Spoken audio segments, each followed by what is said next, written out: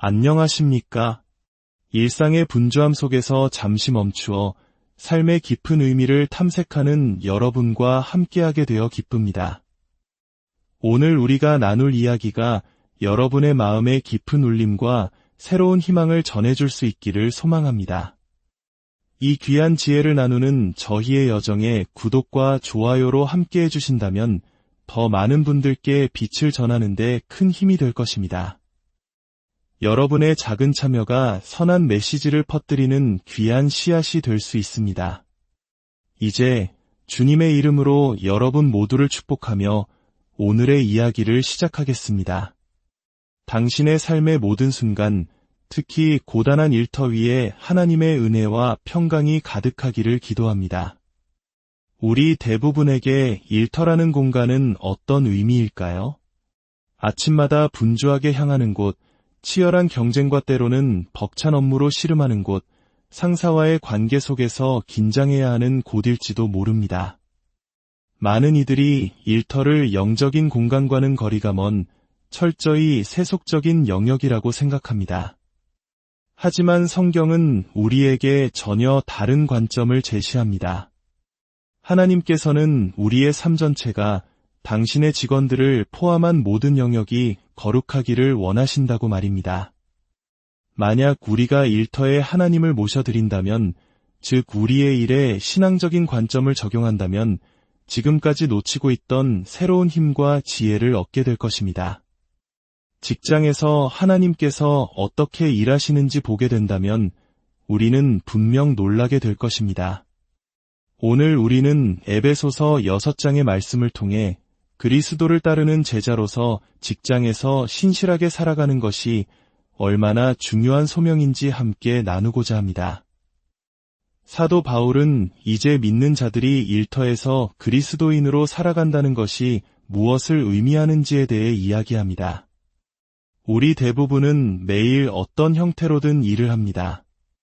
어떤 이에게 일은 큰 기쁨과 보람의 원천이지만 또 다른 이에게는 고통스럽고 힘겨운 짐이 되기도 합니다. 우리가 먼저 기억해야 할 사실은 일이라는 것은 인간이 타락하기 이전에, 즉 죄가 세상에 들어오기 전에 하나님께서 직접 제정하셨다는 점입니다. 창세기에서 우리는 하나님께서 친히 일하셨음을 봅니다. 성경은 태초에 하나님이 천지를 창조하시니라 라고 선포합니다. 이것이 바로 하나님의 일이었습니다. 하나님께서는 창조의 첫 엿새 동안 일하셨을 뿐만 아니라 당신이 하신 일을 보시고 평가하시며 보시기에 심히 좋았더라 라고 말씀하셨습니다. 그리고 일곱째 날에 무엇을 하셨습니까? 안식하셨습니다. 하나님께서 피곤해서 쉬신 것이 아닙니다. 모든 일을 마치셨기 때문에 안식하신 것입니다. 안식일은 자신의 수고를 즐기고 일할 기회를 주신 하나님을 기억하며 노동의 생산성을 돌아보는 거룩한 날로 구별되었습니다. 하나님께서는 아담을 창조하시고 그에게 가장 먼저 일을 주셨습니다. 바로 에덴 동산을 돌보는 일이었습니다. 세상에 아직 죄가 없던 시절이었음을 기억하십시오.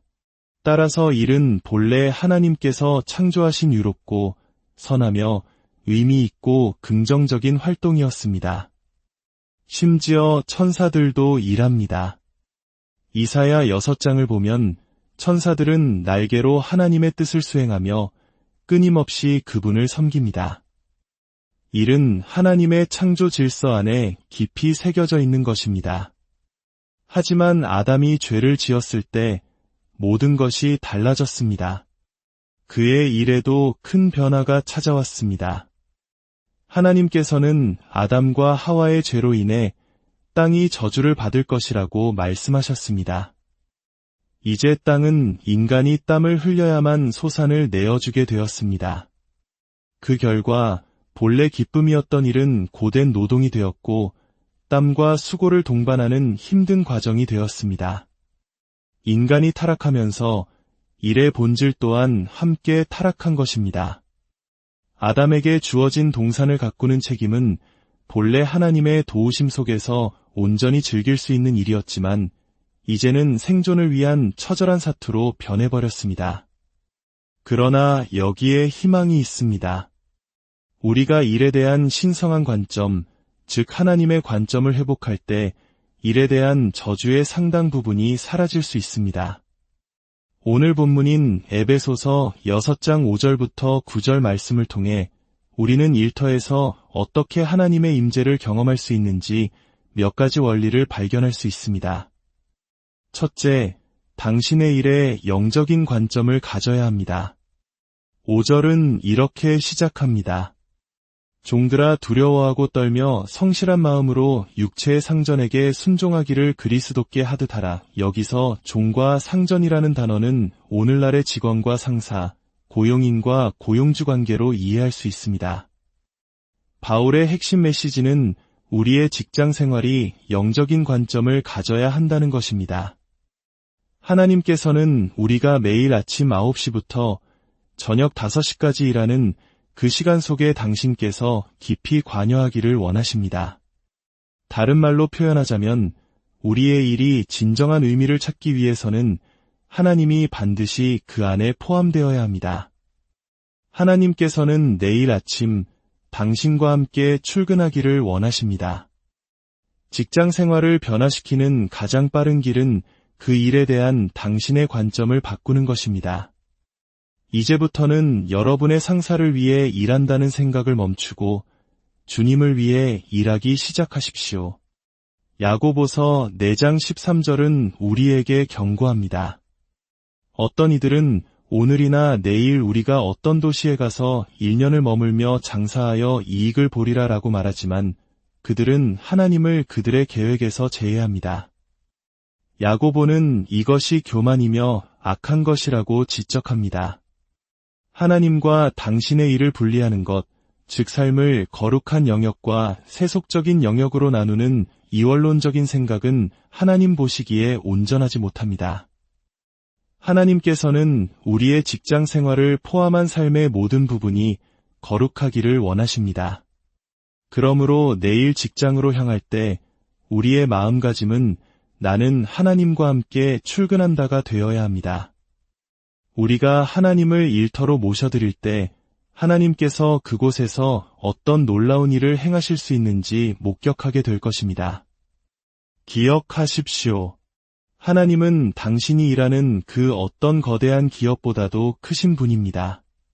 둘째, 그리스도를 섬기는 구체적인 방법은 무엇일까요? 바로 순종입니다. 우리는 상사, 관리자, 우리가 보고해야 하는 사람에게 순종하는 자세로 일해야 합니다. 5절은 육체의 상전에게 순종하라고 명확히 말합니다. 하지만 기억해야 할 중요한 전제가 있습니다. 그 순종은 그리스도께 하듯 해야 합니다. 이것은 우리의 인간 상사가 최종 권위가 아님을 의미합니다. 아내가 남편의 요구가 그리스도의 가르침을 벗어나지 않는 한에서 남편에게 순종해야 하는 것처럼 직원 역시 고용주의 요구가 그리스도의 더 높은 권위를 거스르지 않는 한에서 순종해야 합니다. 만약 당신의 상사가 잘못된 일을 시키지 않았음에도 불구하고 당신이 그에게 불순종하고 반항한다면 당신은 단지 그 상사에게 반항하는 것이 아닙니다. 당신은 그리스도께 반항하고 있는 것입니다. 그리고 이는 우리가 어려울 때 그리스도께 도움을 구할 수 없게 만드는 심각한 영적 단절을 의미합니다. 그렇다면 이런 질문이 생길 수 있습니다. 만약 제 일이 너무 싫으면 어떻게 해야 합니까? 성경은 놀랍게도 떠나라고 말할 수 있는 자유를 줍니다. 고린도전서 7장 21절은 이렇게 말합니다. 내가 종으로 있을 때에 부르심을 받았느냐 염려하지 말라. 그러나 내가 자유롭게 될 수 있거든 그것을 이용하라. 이 말씀은 매우 중요합니다. 만약 당신이 현재의 직장에서 순종하기가 너무 힘들다면 다른 직업을 찾을 기회를 구해야 합니다. 그러나 새로운 기회를 찾기 전까지는 당신에게 주어진 자리에서 순종해야 합니다. 단, 그 순종이 그리스도의 법을 어기도록 요구하지 않는 한에서 말입니다. 하나님께서 가장 미워하시는 죄 중 하나가 바로 반역의 죄입니다. 합법적인 권위에 대한 반역은 부모에게 반항하는 자녀, 남편에게 반항하는 아내처럼 하나님과의 관계를 끊어버립니다. 그러므로 현재의 직장에서 불순종의 태도로 살면서 주님, 더 좋은 직장을 주십시오라고 기도할 수는 없습니다. 셋째, 존중하는 마음으로 일해야 합니다. 본문은 두려워하고 떨며 일하라고 말합니다. 이것은 공포의 진리라는 뜻이 아니라 그 직위와 권위를 존중하고 경외하라는 의미입니다. 그 사람을 개인적으로 좋아하느냐의 문제가 아닙니다.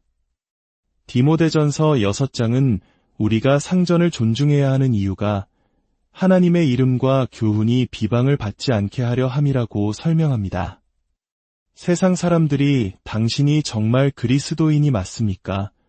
라고 반문하게 만들어서는 안 됩니다. 넷째, 진실한 마음으로 일해야 합니다.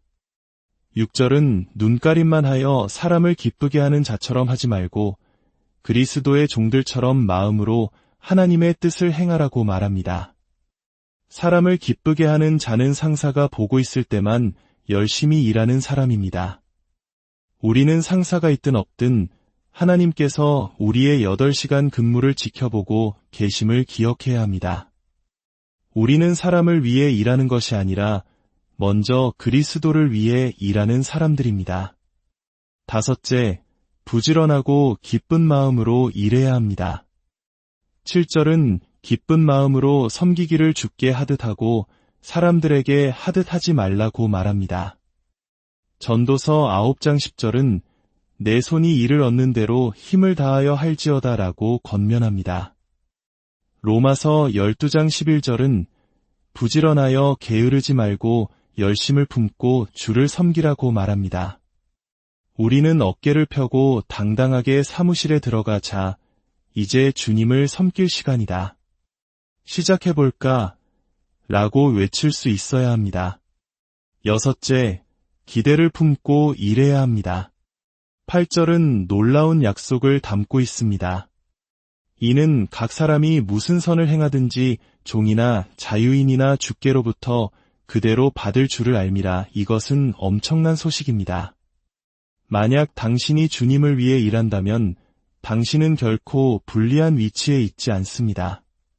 당신이 사회의 가장 낮은 계층에 속한 직원이라 할지라도 최선을 다해 일하고 주님으로부터 올 보상을 기대하십시오. 어쩌면 당신은 이렇게 생각할지 모릅니다.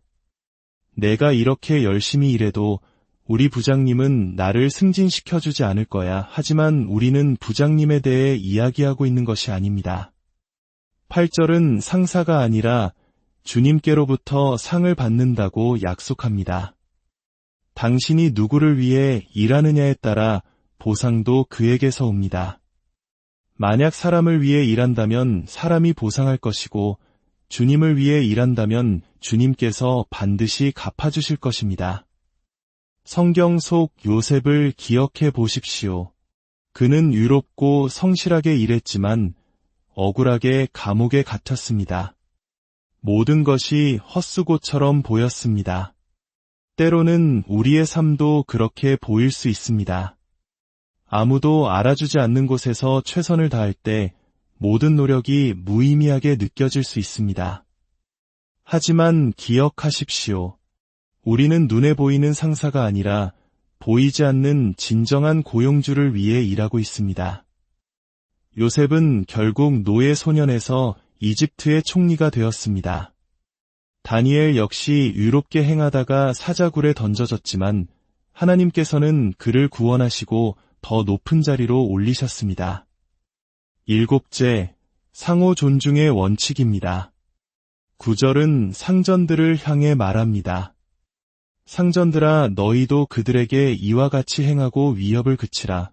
여기서 이와 같이란 직원들에게 요구했던 것과 동일한 원칙, 즉 존중과 성실함으로 그들을 대하라는 의미입니다. 당신의 직원들을 존중하십시오. 그들을 위협하거나 인격적으로 무시하지 마십시오. 왜냐하면 당신 위에도 하늘에 계신 주님이 계시기 때문입니다. 당신을 그 자리에 올리신 하나님께서는 언제든 당신을 다시 낮추실 수도 있습니다. 직원들은 직급상 당신보다 아래에 있을지 몰라도 인격적으로는 당신과 동등합니다. 그들 역시 하나님의 형상으로 지음받은 존귀한 존재입니다. 그들의 인격을 존중하십시오. 마지막으로 공평하게 대해야 합니다. 구절의 마지막 부분은 주께는 사람을 외모로 취하심이 없는 줄 너희가 알미라고 말합니다. 하나님께서는 사람을 차별하지 않으십니다. 따라서 관리자 역시 직원들을 대할 때 편애해서는 안 됩니다. 옳은 것은 누구에게나 옳은 것이고 그른 것은 누구에게나 그른 것입니다. 개인적인 호감도에 따라 판단의 기준이 달라져서는 안 됩니다. 하나님께서 우리의 행위를 공평하게 판단하실 것처럼 우리도 다른 사람들을 공평하게 대해야 합니다. 아마 이 모든 이야기를 듣고도 당신은 여전히 그래도 내일 출근하기는 싫다고 생각할지 모릅니다. 어쩌면 문제는 당신의 직장이 아닐 수도 있습니다. 문제는 그 직장 안에 있는 당신 자신일 수 있습니다. 혹은 하나님께서 당신을 현재의 자리에서 신뢰할 수 없기 때문에 새로운 문을 열어주시지 못하는 것일 수도 있습니다. 현재의 상사에게 불손하게 구는 당신을 하나님께서 어떻게 다른 사람들을 이끄는 리더로 세우실 수 있겠습니까? 여러분의 일터는 하늘의 관점을 가질 때 비로소 변화될 수 있습니다. 그것은 지긋지긋한 생존의 현장이 아니라 하나님의 임재를 경험하는 거룩한 공간이 될 수 있습니다. 올바른 이유를 가지고 올바른 방식으로 일할 때 우리는 올바른 결과를 얻게 될 것이며 하나님께서는 반드시 올바른 상급으로 우리에게 갚아주실 것입니다. 오늘 말씀을 마음에 새기며 여러분의 일터를 위한 기도로 마무리하겠습니다. 사랑의 하나님, 저희에게 일할 수 있는 능력과 기회를 주심에 감사합니다. 때로 고되고 힘들게만 느껴지는 우리의 일터가 주님을 섬기는 거룩한 예배의 장소가 되게 하여 주시옵소서. 우리의 손으로 하는 모든 수고를 통해 하나님의 영광이 드러나게 하시고 동료들과 상사를 대할 때 그리스도의 사랑과 겸손을 실천하게 하옵소서. 지혜와 힘을 더하사 맡겨진 모든 일을 신실하게 감당하게 하시고 우리의 일터가 주님의 평화와 은혜가 넘치는 축복의 통로가 되게 하여 주시옵소서.